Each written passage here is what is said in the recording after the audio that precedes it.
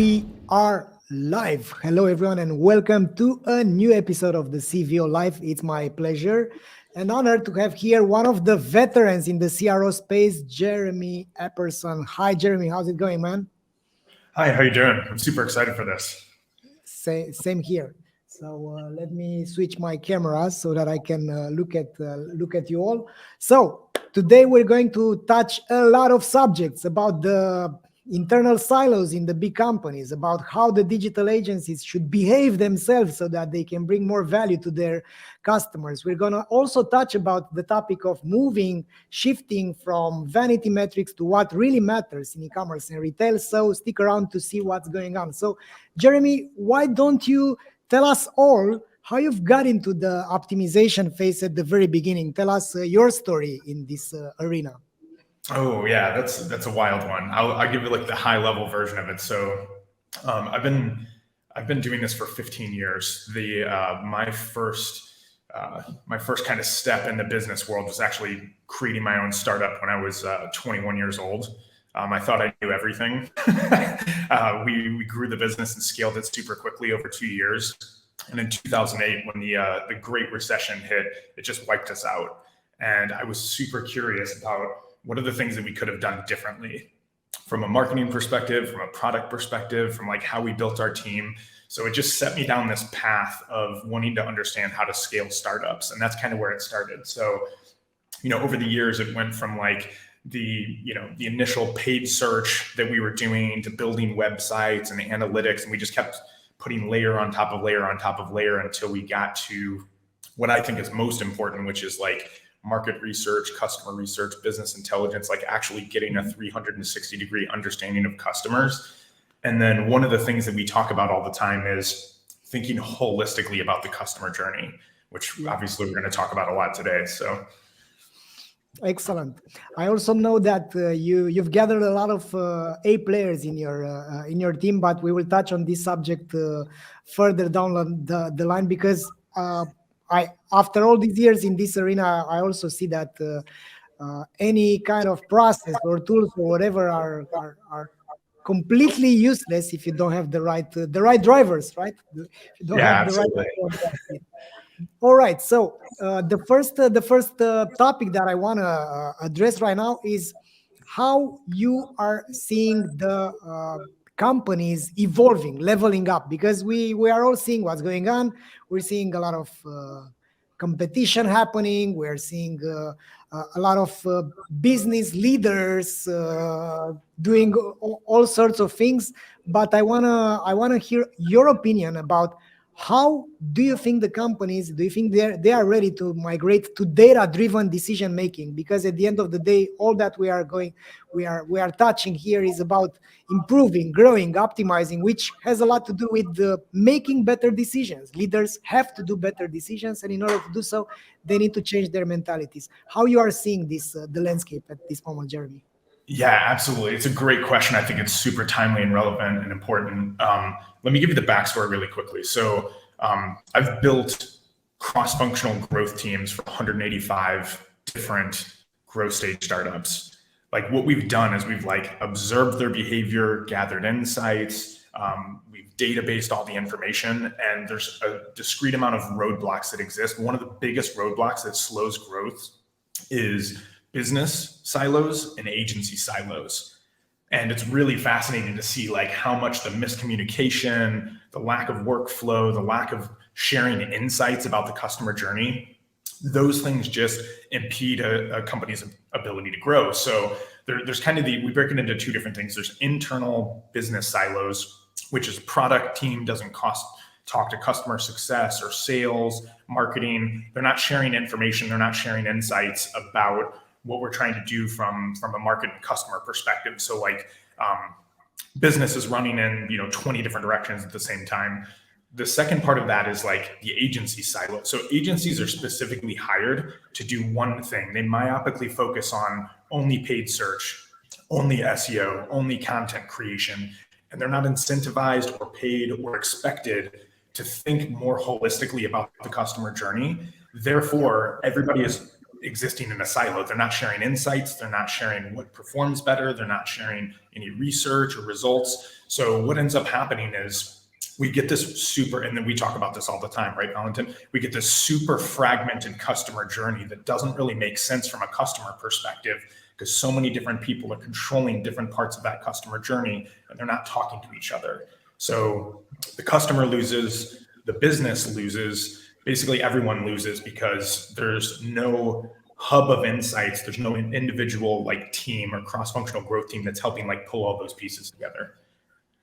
Yeah, one aspect which I think it's definitely important to touch, Jeremy, is that this is not happening recently. It's happening for, I don't know, maybe 2 decades since the e-commerce has been launched, since we have retailers handling people omnichannel, and we are frustrated as consumers as well. It's like we have, no, you can't buy this here because it's only on the online promotion or whatever, all those fragmented ways. And I think the main problem is that companies are not having a consciously crafted journey themselves towards how to get from just gathering data and coming up with all sorts of schizoid initiatives, like let's do that, let's do the other.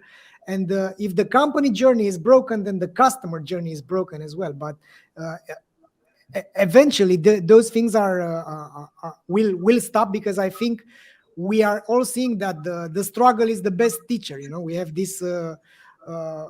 this saying here in Romania that pain will be your greatest teacher, and I think companies are struggling right now, right?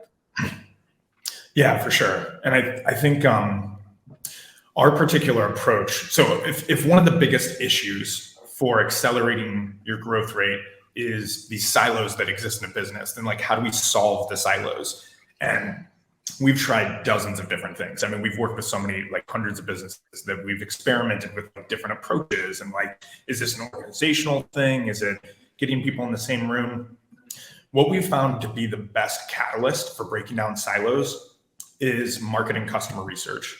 That sounds like a probably super surprising answer to anybody who's listening to this right now. But the reason is, when we think about market positioning, when we think about like differentiation, when we think about like how we're approaching our interactions with customers, that by its nature is cross-functional. So it's a catalyst for being able to pull people from different functions of the business, pulling in like different agency, like account directors from different agencies, getting everybody in the same room and focusing on like, what are we actually trying to accomplish here? So if that's customer journey mapping, and we're trying to look at the discrete phases of the customer journey, everything from acquisition to retention and everything in between, it can be really helpful to get these research insights from a customer's perspective. We're thinking about everything as marketers. We're thinking about things like, how do we improve our business? How do we improve our products? How do we improve our marketing? Customers don't care about that at all. They want to buy a product, right? Like they're trying to get a specific product that fits their specific needs. So when we flip the script and we take this research focused approach, then what it does is it like starts to break down myths and misconceptions. It starts to break down, the brainstorming aspect of things. Instead of brainstorming, let's go straight to customers. Let's survey customers. Let's interview customers. Right before this, we were talking about how like part of our new service offering at Conversion Advocates is I interviewed 17 CMOs for an hour apiece. And I asked them, like, what is it that you want? What is it that you need? Like, what services would help you? What are your gaps and skills on your team? And we got a deep understanding of that over, 2 months. And then we built a whole service that fills all of those needs that they have. Whether you're in e-commerce, whether you're in B2B, whether you're in lead gen, that helps you get really focused on what you should be doing to serve customers. And then everyone can rally around that, whether they're an agency or any internal functions in the business. And it just like kickstarts this momentum that exists. And it really helps break down those silos. Yeah. One interesting aspect about getting to, I don't know, to make the silos disappear is the power of data. So in my experience, I'm getting in touch with a lot of leadership teams from big and mid-sized retailers, mostly in the last time, and I can see that the chief data officer is one of the most powerful people within the organization, if it's the right person over there, because data can have this ability to transform the destiny of an organization, and if you gather data, if you have the hygiene set properly, and if you have a North Star metric that it's helping everyone to see if you are making progress, then the leaders will get it. Now, the problem that I'm seeing adopting customer lifetime value as the North Star metric in retail is that people are not uh, getting how to optimize it. So I want to get a bit to shift gears a bit towards how do you think the leaders can adopt customer lifetime value as a North Star metric? Because we all know that this is eventually everything, right? You need a metric that's helping also the customers, and it's clear that if customers are coming and buying over and over again, they get value from you, and you will also get value. I mean, it's not rocket science. It's something very, very easy to understand.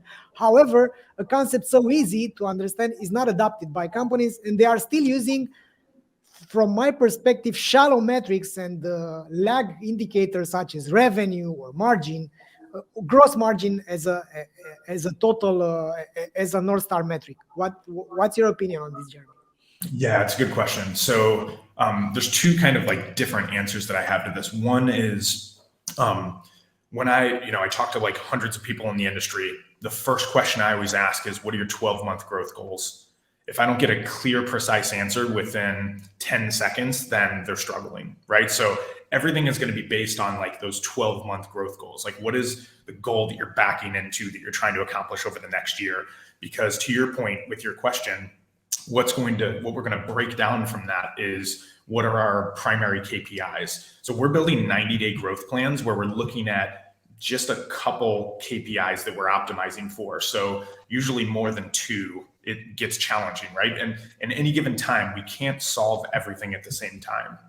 It's just not possible. We don't have enough resources and time and traffic to test against and all these things, right? So we have to have some level of focus to be able to get traction in a 90-day window. And that's what we're trying to do, right? So it may be launching new channels, it could be new research methods, it could be hitting a certain testing velocity across the customer journey. All of those things are super important. But if we scatter things everywhere, we're not really going to get any solid insights. We're not going to be able to iterate on the things we're doing. We're not going to get the same level of traction. So, one of the things that I see is a mistake, and you're bringing this up from a CVO perspective, is if we only myopically focus for a whole year on just customer acquisition and we don't think about the other aspects of the customer journey, then without the data to support where we have the most upside potential, then we're not pulling all the levers that we could be pulling, right? So do we have an acquisition problem? Do we have a retention problem? Do we have an on-site user experience and usability problem? Do we need to find new channels that we can scale profitably? All those parts are interconnected, right? So I agree. The North Star has to be optimizing the entire customer journey, and then the data from from a business intelligence or quantitative kind of data analyst perspective, we need to go look across that whole customer journey and isolate what are the biggest upside opportunities, and then we need to focus there in that 90-day window, get traction against that, increase conversions of performance in that phase of the customer journey. And then we reassess each quarter and we have another focus that we're getting aligned on across all the stakeholder teams.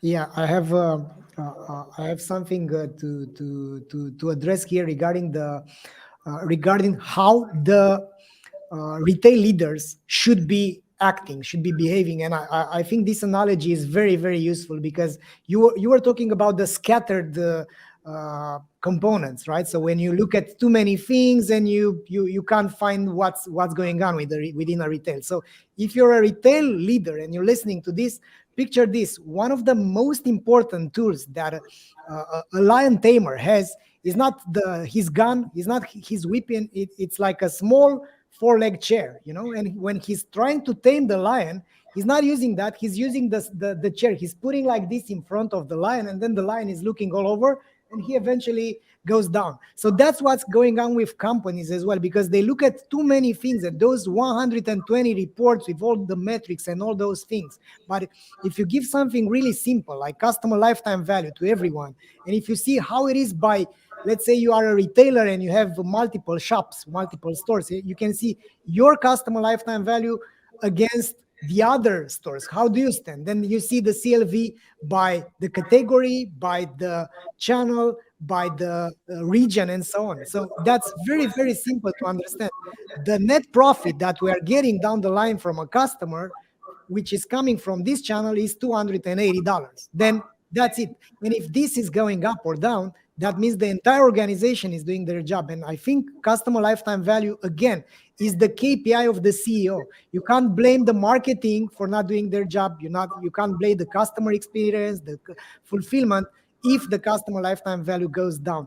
But you can look at their impact if you measure what matters. Absolutely. Yeah. And I think this is top of mind for a lot of people in the industry right now. Most businesses, the vast majority of businesses are not on paid analytics platforms. There's a lot of really cool ones that exist that we work with a lot. But the whole migration to like GA4, like we've helped 14 companies that are clients of ours migrate to GA4. And it's such everybody was scared of it for whatever reason, but it's such an excellent time to reassess what are we trying to measure. And what's the strategy behind what we're trying to measure? Because like you're kind of implying, I want to dig into one of the concepts you brought up is, we can make really fancy dashboards. We can track 100 different things, but tracking something has no inherent value. Yes, collecting clean data is important. Managing data effectively is important. A lot of people screw that up. But when you nail that part, then there's a third step that you have to take, which is how do we activate data? How do we activate data by optimizing the customer journey? So that's the part where if you can get past the clean data part, then there's still this huge gap in like skills, strategic thinking, capabilities, team members that have an ability to actually activate data. So, we're going through this process right now with all of our clients. And we're thinking like at the 50,000 foot view, like what are we trying to accomplish? What do we want to understand about customers? Like how are we going to get insights based on segments? What are some of the KPIs, macro and micro conversions that are actually going to matter for us? So, I highly encourage businesses to kind of reevaluate that. And typically when we're going into like consulting engagements with growth stage businesses, we're challenging all of those things. We're forcing them to rethink through that. It's not about fancy dashboards. It's about how do we get the exact insights that we need that can be activated. And that's super important. Like that in and of itself, just changing that from a process perspective is automatically going to unlock growth. One way to do this, let's say, refresh. One way to refresh the way you are looking at the data is through pain. And I've seen this happening multiple times in our approach. We are trying to open the eyes. We are trying to wake up the retail leaders at being customer centric, and not in the sense of we care about our customers. Like if you don't know your NPS, if you don't know the CLV, then you can't care about your customers, because at the end of the day, it's how much value you bring into their lives. And one way to make them say what is when we show things like, this week you've just lost 21,000 customers. They are not going to come back. Statistically, the chances for them to come back are less than 5%. So we consider them churned. And you can do this with the RFM. You can do this type of calculations, and when they see this type of data, they are waking up to and next week is going to be another 21,000 customers if you don't do anything about it. And when you balance the fact that hey, you've just acquired 18,000 new customers, and you've paid whatever to acquire them. If you look at your advertising spend, when you see this balance that is going down, then they start moving things, and it's all a matter of showing and translating to the leaders what the data says, because I take this on my end as well. I'm a data geek, so if you give me 4 hours to look at the data, you lost me. So I'm there. I'm looking at this by that, this by the other. I'm slicing the data. I'm whatever. It's inspiring. It's like, for me, it's giving me energy to get lost into data. But it took me years to realize that no, not everyone is like me. There are a lot of leaders which are, they just give me 30 seconds to look at what's going on, and then I'll make a decision, because it's this fast-paced environment. Yeah. You just like inspired a thought for me. What the mental model for what marketing is actually flawed. It's fundamentally flawed. And it's something that I've like pushed on for 15 years. And I don't know, I'm just kind of like me screaming into an echo chamber. Sometimes people, but we like, I want to shift the whole mental model and the way that we think about things in marketing, because marketing is like, the model that exists for most marketers is, okay, we're trying to acquire a customer, right? So we're gonna have, all these different marketing channels, and we're going to cobble that together to get them to that first purchase. And then we want to make sure that our unit economics are good enough that when they make that first purchase, it's profitable. Yeah. I want to challenge everybody who's listening to shift that dynamic. Like, we shouldn't be getting a customer to buy a product. We as a business should be buying a customer with the first purchase. Yeah. And if you think about the implications of that, it's very different, right? Because you're shifting that model, and this is your whole thing that you talk about, right? Is like, we need to think about, not just the whole customer journey and like retention and, second, third, fourth purchases. It changes the way we think about acquisition in the first place. So when we flip that script, there's a lot of interesting things that we end up doing, because we're trying to develop this long-term customer relationship. And that's the focus of what we're doing. Then the way that we approach marketing is different, because we're looking for different segments of customers, as opposed to the one-off purchaser or the kind of tire kicker people that we're getting with a lot of junk traffic. We're looking for like specific segments, specific attributes of the customer. You guys do a great job at like pulling a lot of those attributes out and tying that to lifetime value, which is super important. But also there's this aspect of, we're talking about the quantitative data. Like, most marketers are pretty solid with quantitative data. It's a huge part of what their role is on a day-to-day basis, whether it's, the ad platform or analytics, or, they can slice and dice data pretty well from a quantitative perspective. What they're missing is the qualitative perspective. That's what fills the gaps, right? So gathering additional information. So in e-commerce specifically, gathering additional information from customers at the point of source on the website is a great way to enrich those insights, because we're not just getting, attributes like age and demographic and income and, whatever thing that you think is important to collect. What we're getting is like the why behind their purchasing. What are their buying criteria? Who do they perceive as a customer as your direct and substitute competitors? These are things you can't get with quantitative data. So you have to blend the two things together. The quantitative is super important, and there's a lot of amazing tools that can give you really cool insights. The qualitative is what actually has a bigger impact on most marketers, because they're less comfortable with it. They know less about how to activate those insights. So when they see them, it's just like this huge light bulb moment of like, oh, that's why they buy. It's so powerful to understand why customers buy and why they don't buy. And very few marketers actually can answer that question. If I sit 1,000 of them in a room, none of them confidently answer that question. None of them. So it's a big game changer. Yeah, it's there are a few of them that know that, because we have a whole chapter in the CVO Academy exactly for this. So basically, the students of the CVO Academy surely know this. There's an incredible way to blend the data. So basically, there are 3 acronyms that help you out.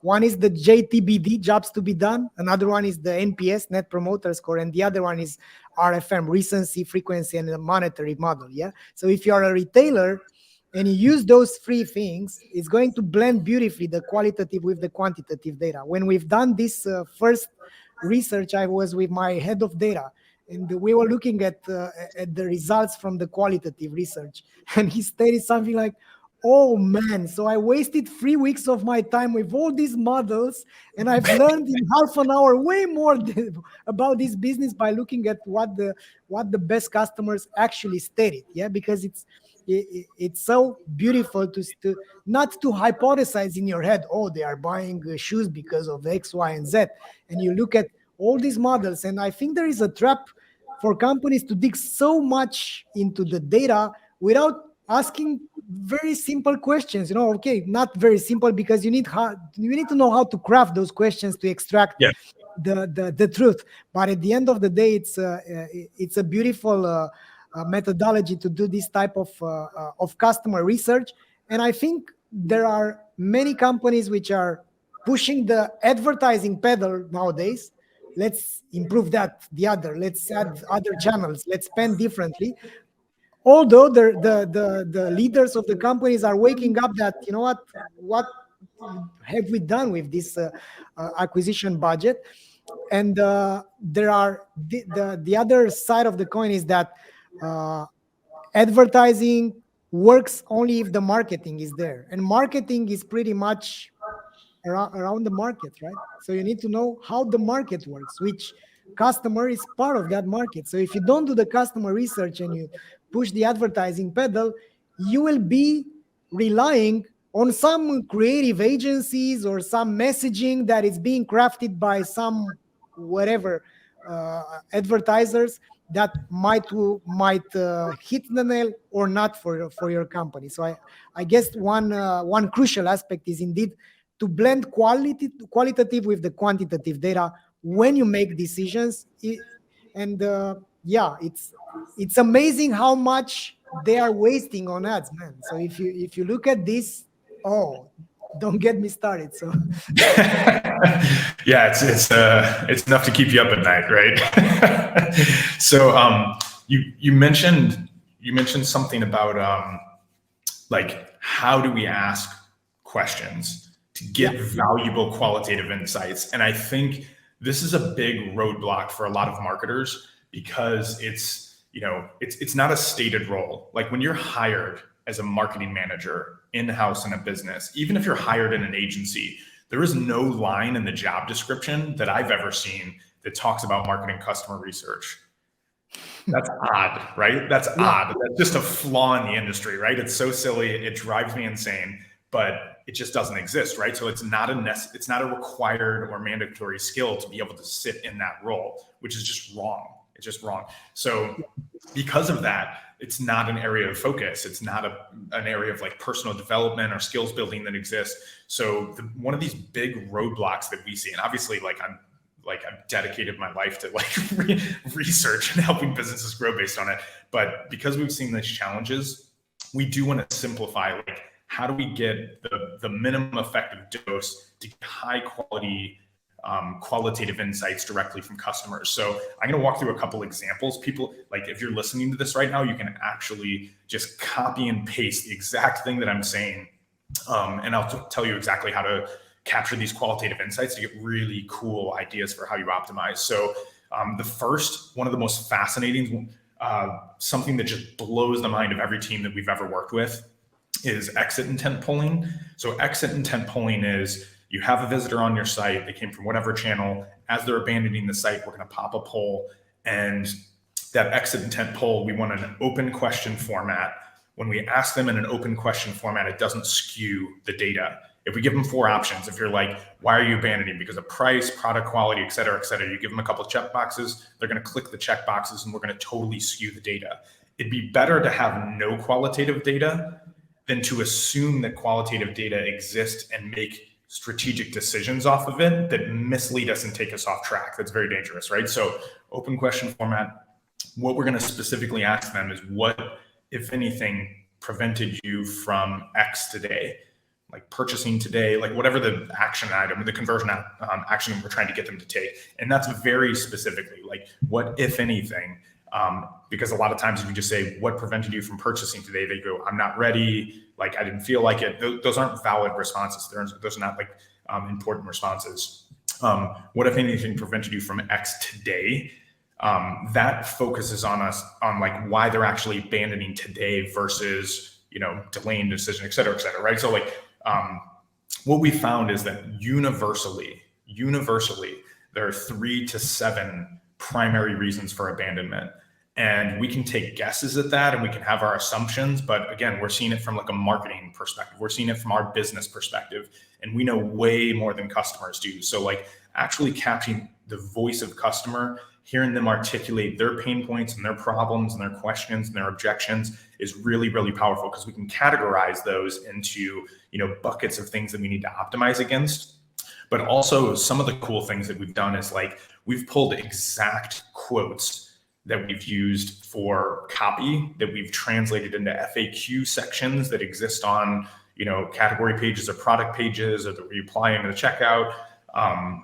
We can overcome specific objections with that voice of customer. So it's kind of like a sneaky, we were talking about copywriting before this. It's kind of a sneaky way and a powerful way to really make sure that we're harnessing voice of customers. And once we know what those forms of abandonment are, we can get super targeted on, here are the problems we're trying to solve. These are the conversion roadblocks, instead of just, again, trying to optimize everything or just like scattering a bunch of random tests everywhere. It's a much better approach. Yeah, I've said this multiple times, that if you don't know what copy to write, ask your customers and then simply let them write a copy for you, because they will do a way better job than you will. Because as marketers, we tend to overcomplicate things, and we don't use what we already have at our disposal. So one interesting test that we just ran recently for an e-commerce business, they're in like the women's fashion, like vertical, like high quality, like luxury product items. Really fascinating test. We took the control experience where they didn't have reviews in the checkout flow. We added one testimonial that we thought was the perfect testimonial. It was like, if you were a copywriter, it would be the absolute best thing you could possibly write as a copywriter. I would pay this copywriter so much money to write this testimonial. Obviously, that's not ethical. We don't do that. But I'm just saying that's how good of a testimonial it was. We had a second testimonial, so like second variation of this test. And it actually had like grammatical errors in it. And believe it or not, the test results for the first, testimonial A, completely flat. Nobody cares. The results for testimonial B increased conversions. I don't remember the exact number. It might have been like 6 or 7% or something. I would have to go look up the numbers, but huge lift in conversions. And our hypothesis around that is like, people are so skeptical of marketers. People are so skeptical in general. Like over the last 5 years, skepticism has increased exponentially because of economic factors, political factors, all these things. So like, I think like what we think is like, that seems super authentic and real, and you're actually getting the perspective of another customer. And like, that's compelling versus just slamming up a bunch of reviews. Really interesting.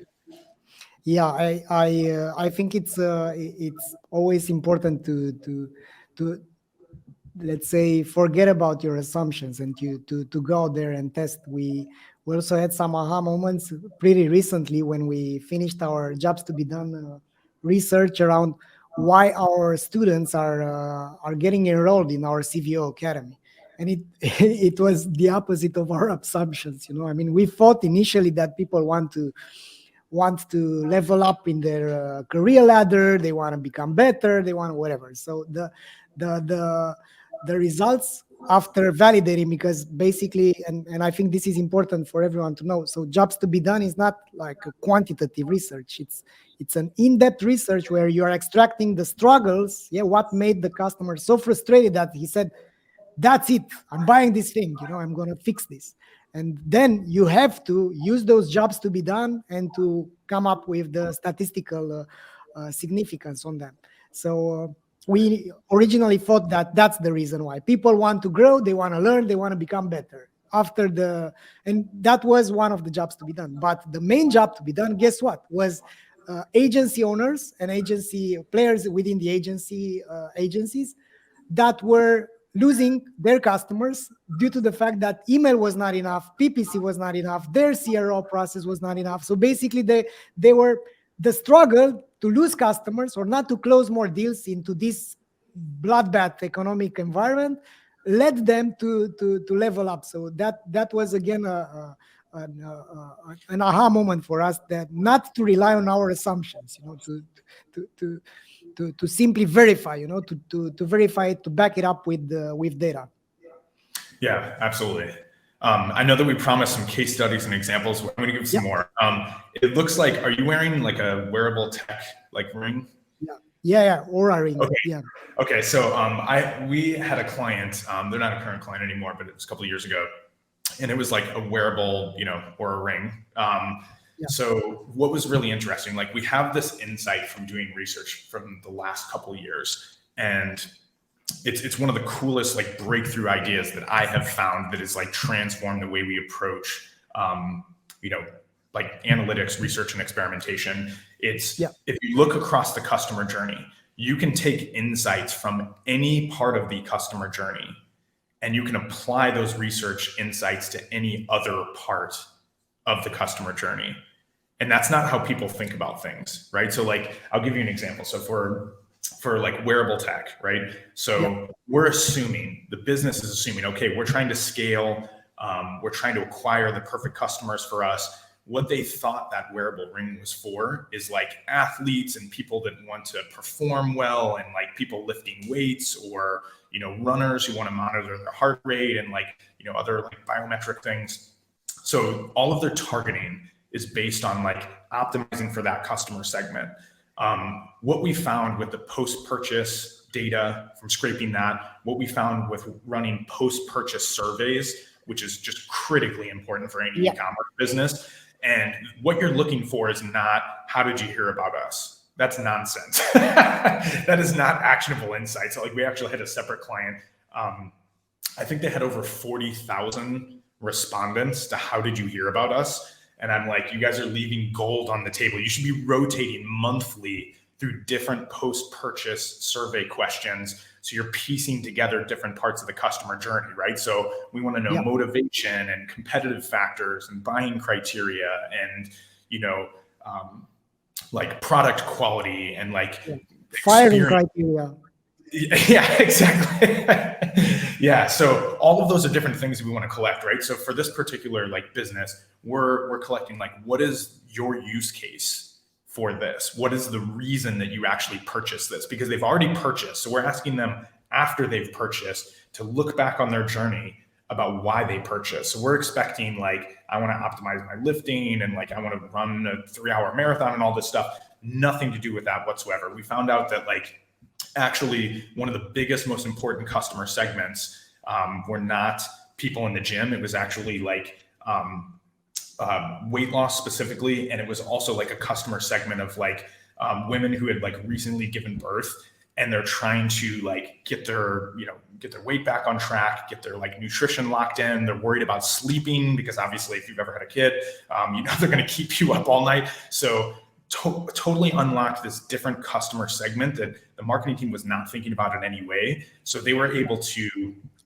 create new email flows that targeted that specific content. So they're capturing first party data and saying, which segment are you in? Now we have customized email flows. Now we are unlocking totally new ad copy in Google. Then we're unlocking totally new ad creative in Facebook that's targeting this new customer segment. And that just unlocked, that was an extra 20+% revenue growth just from isolating that additional customer segment that they weren't targeting at all.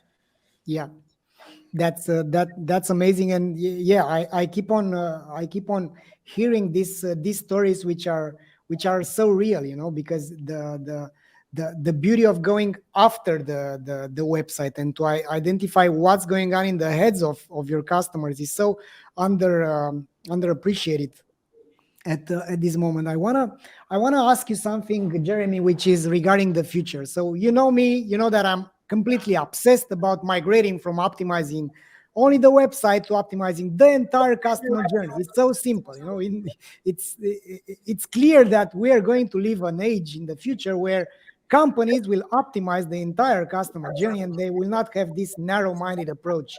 We will have optimizers for the email, for the social media, for the website, and so on. So those things must be unified at some moment. I want to ask you, how do you see the future unfolding in this direction? Because you're in pole position, basically. You have this optimization mindset. You have been optimizing the website, and you've already broke the boundaries of the website, because you are doing other stuff than on the website itself. How do you see the future unfolding when it comes to this aspect? Yeah, great question. So if I had like an ideal future state, like I said before, the business silos and the agency silos block a lot of the progress of what the two of us would like to see in the industry, right? So I honestly think the only way we're going to break through all of these issues, take that more holistic approach, make sure we're optimizing the entire customer journey, is if companies build dedicated cross-functional growth teams. Every function in a business is going to play its part, right? Like product, sales, marketing, customer service, etc. If we don't build cross-functional growth teams that have the 14 like needed skills to be able to drive growth and optimize the full customer journey, then there are going to be gaps. We're going to continue to see the fragmented customer journey. We're going to continue to see that insights aren't being shared across different functions of the business and different agencies. So I think that's the only way we're actually going to like break through and make progress on this, because that creates this dynamic. It creates an environment where people can step out of the day-to-day and, you know, to use this like cheesy example, they can work on the business instead of in the business, right? So when we're tackling these huge growth initiatives, it's like, if you're a paid search marketer, you're not going to spend, 10 hours a week focusing on retention. Probably you're not going to look at like different ways that we can research like post-purchase and optimize that journey. So I really think the only path to success is we have dedicated cross-functional growth teams in every single business, or at least every growth stage business.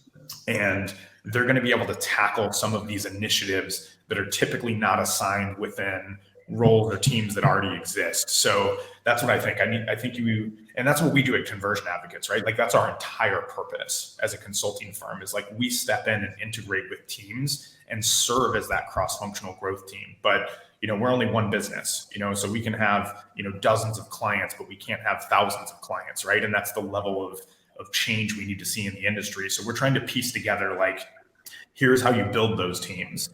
Here are the processes, here are the frameworks, here are all the research methods and exactly how we do them. Like, here is how you, from an analytics BI perspective, here's what you're looking for specifically. So like all of this needs to be templated, and that's what we work on every day. It's my life's passion. It's my life's work. It's what I'm trying to push over the next 20 years, to your point. So I think all the technology exists. I think what doesn't exist is the right team structure, the right processes, the right frameworks, the right workflows. The silly, boring things that nobody wants to deal with are the most important things that are going to help us break out of these really bad habits in the industry. Yeah, as you've said, it's all coming from the leadership team, because building cross-functional growth teams requires an inspired leader that decides, no more. Let's get rid of the separate reporting where. And by the way, there are so many conflicting KPIs. One team, if one team is reaching their KPIs, it's harming another team's KPIs, because those are not unified. They are not beginning with the North Star metric and then disseminated throughout the other departments. And as you've said, it takes an inspired leadership team to build this type of cross-functional growth teams. What we've seen is that, and that was another aha that we've had, when we initially built OmniConvert Reveal, it was to help companies to segment their customers in order to increase customer lifetime value. After a few iterations, after we had a lot of feedback from the market, we've understood that the main benefit was the internal alignment, because you can see, you have these reports throughout the entire company, and you can see how what's the performance when it comes to the customer, because the CEO gets his intel usually from his leadership team, which they get this from their managers for larger companies. But there's no shortcut between the CEO and the customers. However, when you have a solution that it's bypassing all this reporting, and you can see NPS by role, category, location, whatever, brand, you can get this type of insights, and you have those beautiful alerts about things that are going on. You have a drop in the NPS in Miami. You can go over there and you can see it. So that's the beauty of having this integrated approach. You have an informed leadership team, you have internal alignment, and you have performance, because you can build cross-functional teams. Otherwise, they are always fighting and having these internal fights and politics, like we want to achieve that, yeah, but this is going to do the other. And I think that's the future indeed. Jeremy, I wanna touch on another subject, which is this type of cross-channel insights. We have companies which are selling online, bricks and mortar. We are all aware that the direct-to-consumer dream is not such a wet dream anymore, because there are if you don't have many channels to support your online channel, it's pretty much a jungle out there. So how do you see this happening? How can you leverage, and how can you collect and then leverage cross-channel insights in order to improve the customer lifetime value and having a unified customer experience? How do you see this? Yeah, great question. So this is a big thing that we focus on. And like you talked about alignment and executive teams, we do that with clients. A lot of times it's that organizational change component is like one of the biggest value adds that we have, like as a consulting firm. If we're talking about like this cross-channel concept, this is something we've been working on really intensely in 2022. The first step is just the desire to even pursue this at all, because it's usually not at the top of the list. But there's two components of this. There's pulling in all of the data across channels and synthesizing that into a term that I've been using for many years, a hub of insights. So a hub of insights is really important. So we're pulling highest performing and channel data from Google. We're pulling like insights about creative testing from Facebook. We're looking at specific segments and like optimization that's happening in email, what content is resonating, what gets people to purchase, what gets people back to the site. We're pulling those insights, we're synthesizing that down. On-site, experience. Obviously, we want to understand like how they're behaving on the sites. We're packaging together all these research methods. So we need to pull together all of the insights that we have, so we have a complete view. One of the things that I'm always talking about is we want a 360-degree understanding of customers. Well, you can't get a 360-degree understanding of customers if you have an agency that's only optimizing ad copy in Google. That's not a 360 degree. That's not a 360-degree view. That's like a 1% view, right? So like the intention of what we're doing is we're pulling in all of the insights, and then we're synthesizing those into specific hypotheses, and that's super important. When we synthesize those into specific hypotheses, now we're taking those and, from an executive team perspective, from a growth team perspective, we're pushing those hypotheses back out across all channels. So we may get insights from Facebook that like specific, design or specific, like does lifestyle kind of photography work better than product images, right? So that may seem like a silly thing, right? But that can be leveraged across so many other channels, right? So when we get that insight from testing that, then now we can take this and use it across like email and like all the different channels, right? Do people care about like product videos on site, right? So do they care that you can like see the product move around or somebody's putting it on, et cetera, right? So when we get that insight that that's really valuable, we can take that and extrapolate that out to like YouTube as a channel or, TikTok or whatever. So the insights, we need to synthesize the hypotheses and we need to push them back out to other channels via like specific hypotheses that we can run experiments against. So like there's this entire feedback mechanism that has to exist. And once you get that, it's really hard to get that started. But once you get that feedback loop started, then you see these really cool things. So like recently, like obviously this is what we do for clients, right? So, you know, I get thank you emails from agencies every single week, because the research and experimentation work we're doing, we're sharing that through as much as we possibly can. So you have an email agency that gets all of our research and voice of customer and exit intent data and things like that. Well, then, triple the click-through rate.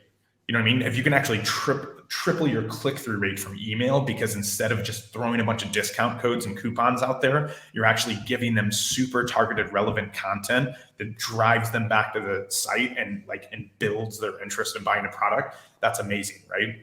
If we can scrape from search data to understand like specific keywords or queries or phrases that, and we can bucket those into like, this is high motivation customer segment versus a low motivation customer segment. Like when we take that data and we break that apart, now we can take those concepts and be like, how would we optimize the on-site experience and copy and market positioning, and what are our forms of competitive advantages, and how do we tie those specifically to those like high intent, high motivation customer segments, right? So you can see how we're like passing these insights back and forth, and it creates this really powerful experience. Like I'm still trying to figure out, like, as a concept, how much does that add to your growth rate? And it's a pretty wide range right now, but my estimate, and like shouldn't quote me on this because we need a much larger sample size, but my estimate is like you can increase growth somewhere between 25 and 40%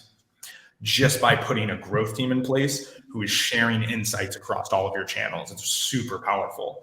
The results are insane, but people aren't doing it. So I totally agree with you regarding this. Of course, this is varying on how big is the organization. What I want to add on generating insights cross-channel, it's something that I've discovered on my own skin. So basically, I'm so stubborn, and I have this agenda of always working with at least a customer. So I'm pretty hands-on, and I always have one customer which is using our solutions to help. And what I've discovered is that this organization had the marketing team, which was from the dogma of AIDA model, of buyer persona, of whatever, all that old marketing school, which was not so data driven, if you ask me. So a few people in a meeting room deciding that the ICP is Bob and it has 25 years and whatever is not my style. Anyway, so we had the marketing team, which was claiming that this is the ICP.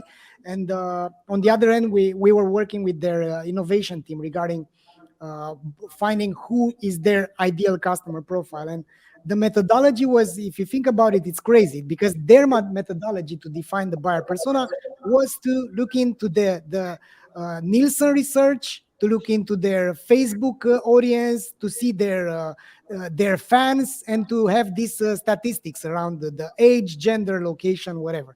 So what we've done with their innovation team was to simply look at their best customers in terms of what's their behavior, who are their best customers to start with. And we of course we applied the RFM methodology to see who is buying recently, frequently, and has the highest customer lifetime value. We realized that something like 18% of their customers were generating 65% of their revenue and 80% of their margin, which was huge if you think about it. And we've decided, okay, these are the ideal customers. Now let's see who they are if we want. And guess what? There was no significant difference, like ladies which were between 45 and whatever. There was no common denominator. What was the common denominator was the perception of the value that they are getting from that brand. So basically, the narrative and the jobs to be done were pretty much the same, but the distribution was differently. And their best customers were customers that bought cross-channel. So that was the another thing that they had in common. They were buying online, they're buying through bricks and mortar, and then they were using their app as well. So those kind of ways to use to you have the channels, right? But what do you do with them in order to leverage them? The idea is to understand who are your best customers and then to improve the entire organization, because once you know that, you can improve the product assortment, the customer experience, the messaging, marketing, advertising, you name it, everything. Absolutely. Yeah, I mean, there's like 5 other topics I want to talk to you about, and I know we're not going to have time to do that. So, I'm going to Yeah. I don't know, any other like last questions before we wrap up on this topic? Yeah. So Jeremy, I want to ask you. I want to put it to a challenge to give me your top 3 things that the companies, the retailers, the e-commerce, the leaders in the retail industry should be fixing next year. So what would be the first 3 ones? Okay, top 3 things in 2023. So obviously, like I talked about, like the cross-functional growth team, like that's a big undertaking. I hope that's a trend in the industry. We'll see. I think there's probably going to be like a lot of like supplementing that with, there's not a lot of companies like ours that actually do that, but it's one of the things that is going to accelerate growth almost more than anything else. Market research. Market research is so valuable. You can radically improve your growth rate, your quarterly growth rate, by just putting that in place. So too many companies, too much of the time just do not understand like how they fit into their vertical effectively. How are they competitive? What's their market positioning? Every company that's ever come to us has been like, can you help us nail our positioning? Can you help us differentiate versus this highly competitive vertical that we're in? If you don't have specific answers to those, then you're going to have a lot of problems. You're going to be leaving growth on the table. And I think right now, one of the biggest things is like data collection and data management. So, the trend in the industry right now is like, all like people are changing their tech stacks, and like what is the way that they're going to migrate their tech stack to make sure that they're like collecting and managing data effectively. We have all the ad platforms that are just ripping out all the levers that used to exist. Yeah. So it's going to be mandatory. It's going to be table stakes for every business to reassess the way that they're collecting data and how they're activating that data. And like in 2023, we're going to see a huge migration of like how that's even approached in general, from a strategy perspective, from a technical perspective, from, like a tool perspective. I think that's going to be really important. And if people sleep on that, they're going to have a lot of problems with how competitive everything's getting online. Excellent. Great. So I guess that's a wrap for us today, Jeremy. I think we have a lot of other topics to discuss. So this will certainly be just the first episode of your presence in the CVO Live. Thanks a lot for sharing your insights and being present in our lives today. And thanks everyone for watching. And we'll see each other next week in another tremendous episode. All the best from Bucharest, everyone. Thanks, Valentin.